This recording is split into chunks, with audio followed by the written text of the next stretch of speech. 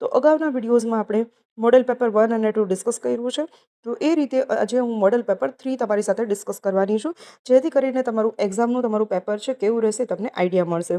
જો વિદ્યાર્થીઓ તમને મારા વિડીયોઝ ગમતા હોય તો વિડીયોને લાઇક કરી દેજો, ચેનલ સબસ્ક્રાઇબ ન કરી હોય તો સબસ્ક્રાઇબ કરી દેજો અને બેલ આઇકન પ્રેસ કરી દેજો, જેથી કરીને મારા ન્યૂ વિડીયોઝનું નોટિફિકેશન તમને તરત જ મળે અને વિડીયો કમ્પ્લીટલી જોજો. તો વિડીયો સ્ટાર્ટ કરીએ છીએ.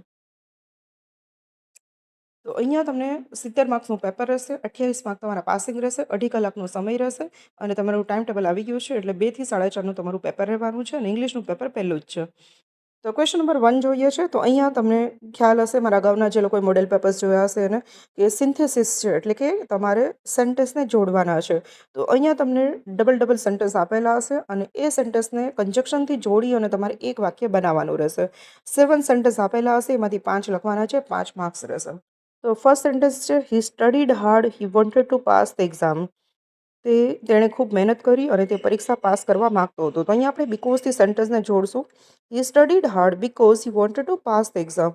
તેણે ખૂબ મહેનત કરી કારણ કે તેને પરીક્ષા પાસ કરવી હતી. નેક્સ્ટ છે, she was ill, she attended the meeting. તેણી બીમાર હતી અને તેણીએ મીટિંગ અટેન્ડ કરી.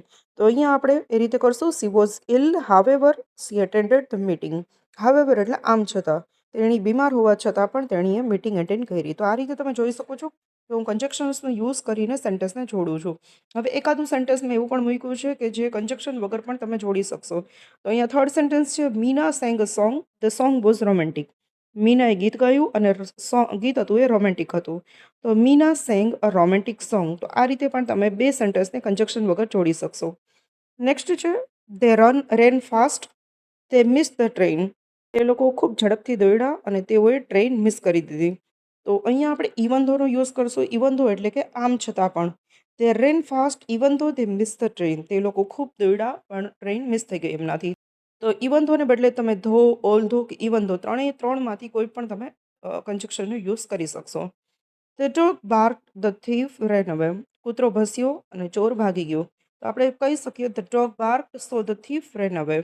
કૂતરો ભસ્યો તેથી ચોર છે ભાગી ગયો. તો સોનો યુઝ કરી શકશું. નેક્સ્ટ છે, the girl tried hard, she could not win the game. છોકરીએ ખૂબ મહેનત કરી, તેણી ગેમ જીતી ન શકી. તો આપણે કહીશું કે though the girl tried hard, she could not win the game. છોકરીએ ખૂબ જ મહેનત કરી હોવા છતાં પણ તેની ગેમ જીતી ન શકી. નેક્સ્ટ છે, we can go to park, we can stay at home. આપણે પાર્કમાં જઈ શકીએ અને કાં તો આપણે ઘરે રહી શકીએ. તો અગાઉના વિડીયોની અંદર મેં આ જ સેન્ટેન્સને ઓરથી સમજાવ્યું હતું અને અહીંયા મેં આઈધર ઓરથી સમજાવ્યું છે. તો આઈધર ઓરનો આપણે યુઝ કરશું તો આ રીતે થશે, we can either go to park or